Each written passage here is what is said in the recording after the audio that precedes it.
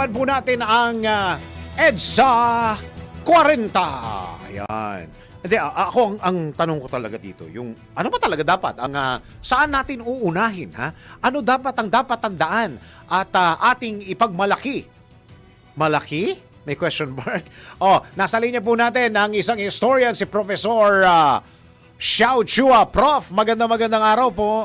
Makasaysayang araw po sa atin at sa lahat ng ating kasama sa DWIZ.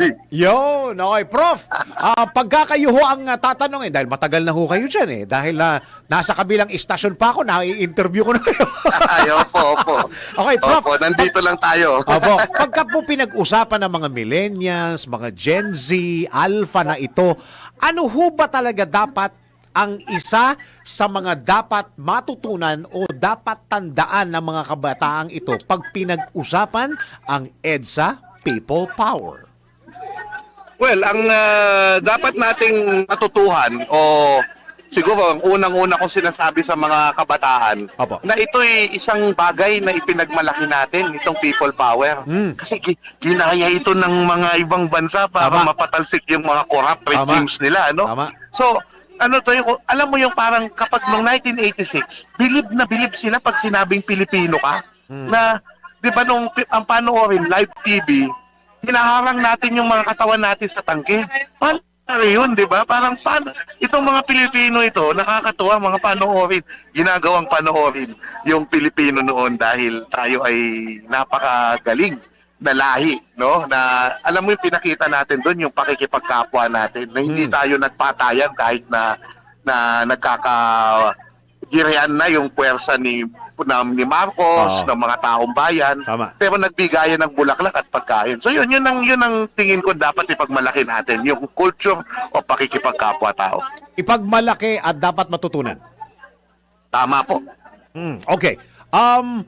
Ang susunod kong katanungan, bakit ho parang nababawasan ang mga nalalaman at dapat natututunan natin sa EDSA? May kinalaman ho ba ito sa kasalanan namin, katayo na mga ipamana o magkwento, tinatamad tayong magkwento, tinatamad tayong magsabi ng mga natutunan at mga alam natin patungkol sa EDSA People Power, Prof? Alam nyo, sa totoo lang, yung mga magulang, talagang hindi talaga nagkukwento ang mga magulang, 'di ba? Hindi ba pag yung mga kahit yung mga karanasan nila? Yes. Talagang ang may papel talaga diyan, yung guro, yung edukasyon. Yeah. 'Di ba? Ang problem, yung edukasyon hindi na tayo umaabot sa minsan dahil nasa hulihan ng history natin. Hindi na umaabot dun sa EDSA Revolution yung lesson. Yun yung problem. So, yun yung minsan na iba. Tapos syempre, napupolitika din, nagagamit yung kwento ng EDSA sa politika, di ba? Minsan, dinidistort yung kasaysayan, kaya nagkakaroon tayo ng mahirap na sitwasyon para maalala yung people power. Pero, ako natutuwa din kasi may social media, may documentary, so nagpapasalamat ako sa ating mga kasama, no? Na alam niyo yun, na patuloy na kinikwento yung kwento ng EDSA. Oo, kasi, Prof, kung natatandaan ko, meron tayong EDSA 2 at saka EDSA 3, di ba? Tama po. Oo. At yung ano yan, yung kumbaga parang na-inspire ulit tayo, pero in a way parang ano yan may problem din kasi, paano ba tayo nag-ahalal ng leader? Di ba? Ano bang mga klaseng leader yung hinahalal natin? Parang doon tayo hindi natututo yata, no? Well, anyway, ganun talaga ang buhay. Oh. Prof, kayo, matagal na kayong nagmamasid, ano? Lalong-lalo na sa mga nangyayari ngayon sa politika. Ano ba mga katibayan? Ewan ko kung pwede nyo sagutin to. Ano ba mga katibayan na nangyayari na naman ngayon o mga nakaraang mga taon o mga buwan na patunay na hindi na natin masyadong naalala ang EDSA People Power, Prof? Well, yun na nga, dahil siyempre 40 years na yun, talaga namang mawawala na talaga yung parang ayoko sabihin to pero sa buhay mag-asawa ba parang ganun, di ba? Pagka habang tumatagal kayo, nagiging parang normal na lang ang mga bagay-bagay. So ang feeling ko, ang nawala sa atin, yung euphoria.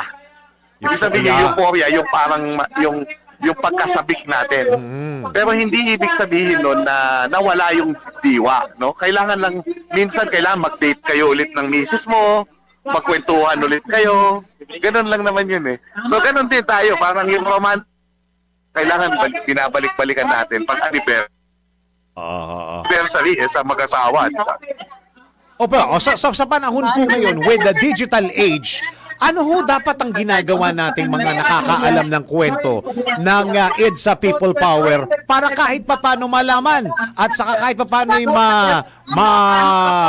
mapag-aralan at maging manatili sa mga kabataan ngayon, Prof? Gawin nating minsan makipagkwentuhan tayo sa mga kabataan. Yun. Kung kaya nyo pang mag-content creation, 'di ba? Kayo yung ginagawa nyo, radio host kayo pero inaalala nyo yung EDSA dito sa kasi kaya nga maganda may anibersaryo pa rin tayo kasi na kahit papano na nagbabalik tanaw tayo tulad nyo sa media, 'di ba? Nagbabalik tanaw tayo ngayon. So, ngayon naririnig ng taong bayan ito, napapaalalahanan sila. Lalo na parang mabalik yung mga problema natin, lalo na sa corruption, sa plunder, pandarambong ng mga leader natin. Di ba? Tama. Yun na yung parang sikat ngayon, parang nawala na. Ang isa ho ba sa mga takot ninyo, Prof, baka isang araw hindi na mapag-usapan ang EDSA People Power? Alam mo yung takot ko, yung hindi tayo natututo. At kahit na pinag-uusapan yung EDSA, parang maraming beses na hindi tayo natututo yata. So, sanay na ako. Pero ang ayokong mawala sa akin, sir, yung pag-asa. Yung pag-asa sa puso natin. Kasi yun din yung dahilan kung bakit kumilos yung taong bayan. Kung wala silang pag-asa, walang kumilos, wala tayong kalayaan. Tinatamasa pa rin natin kahit gaano ka-imperfect yung society natin. Napakaganda na meron pa rin tayong kalayaan, nagagawa pa rin natin ito. No? Yun yung pinakamaganda dito. Yun, okay.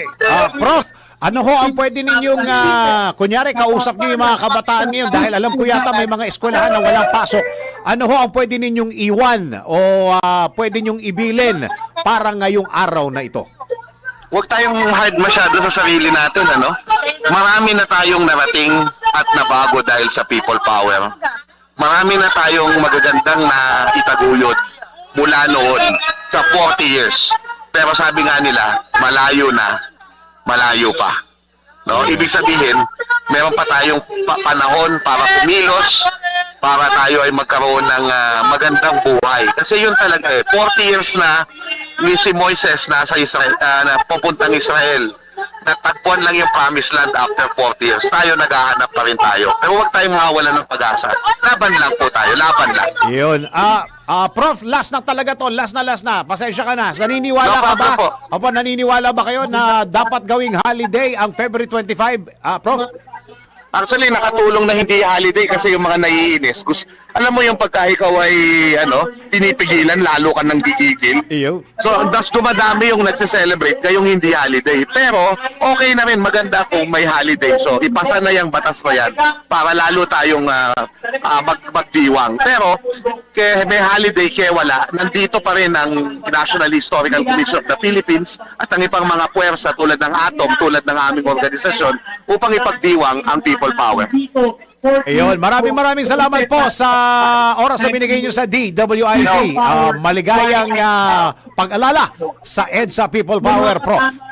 Makasaysayang araw po sa inyo at salamat sa inyong paggunita. Mabuhay po ang people power. Tayo ang people power. Salamat. Ayun, maraming salamat mula sa NHI. Historian po ito, si Professor Xiao Chua.